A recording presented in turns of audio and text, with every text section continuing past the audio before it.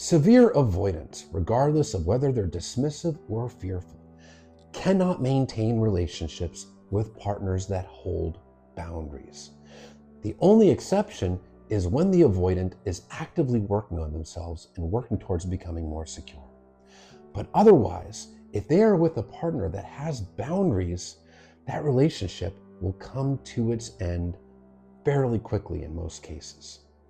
That's because a severely avoidant person is emotionally unavailable. And the core components of emotional availability are: 1, the ability and the willingness to form deep bonds, deep love, deep connection.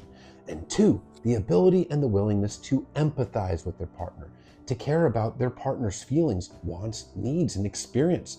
The thought process of, how do I show up for this person? How can I help my partner feel loved and appreciated? How do my actions impact them? The emotionally unavailable person inherently is approaching a relationship with a what's in it for me attitude. How does this person make me feel? Me. What do I get out of it? And your boundaries, which are your limits of what you want, what you don't want, what you need, what you don't need, what you'll tolerate, what you won't tolerate, and your expectations are generally not going to work for a person that is approaching the relationship solely focused on themselves. This is why your boundaries are so important. A person that is emotionally available for you will maintain a relationship with you when you have boundaries.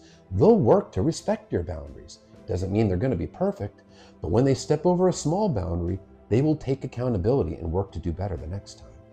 The unavailable partner is not going to show concern for your boundaries. They might continue to repeatedly violate it. They might run away from the relationship because you have boundaries and your boundaries are just an inconvenience to them.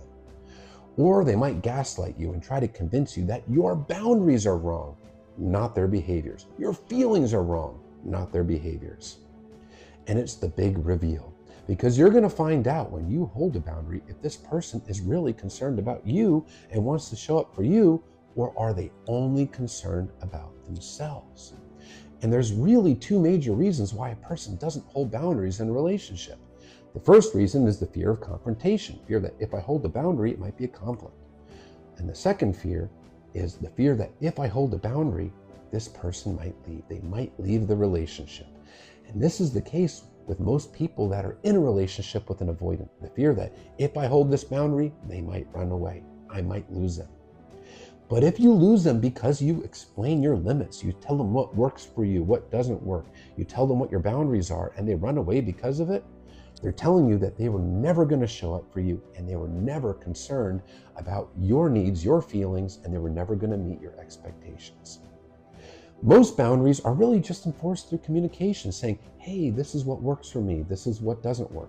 For example, when the avoidant is pulling away, hey, I notice I haven't heard from you in days, and consistency in communication is something that's important to me. If you need space, that's okay, but when I'm not communicated with, I feel like I'm not being considered, and that doesn't work for me.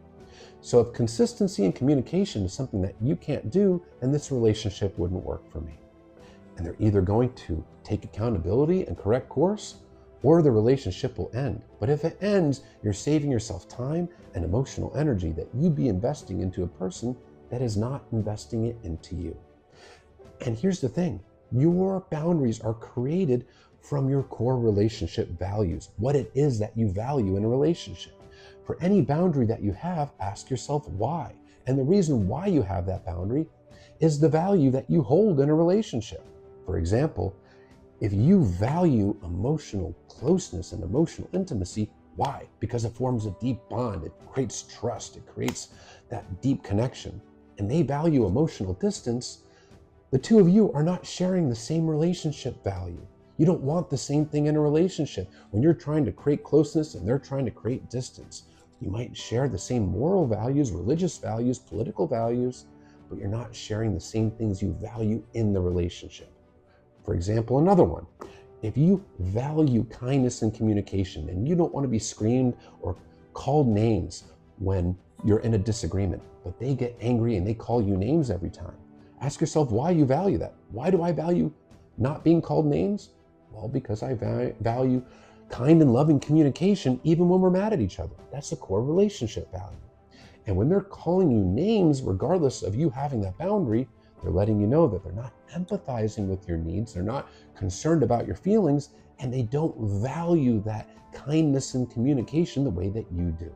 It's an incompatibility in core relationship values. So when they run from the relationship, when they're not communicating, when they're ghosting you, stonewalling you, creating emotional distance, and doing all these avoiding behaviors, not only are they showing you that they're not really concerned about your feelings or your needs or your experience, they're also showing you that they do not share the same core relationship values. In other words, they don't value what you value in a relationship. So get in touch with your boundaries. That's how you protect yourself and you avoid spending time and emotional energy into a person that isn't even compatible with what you want to begin with.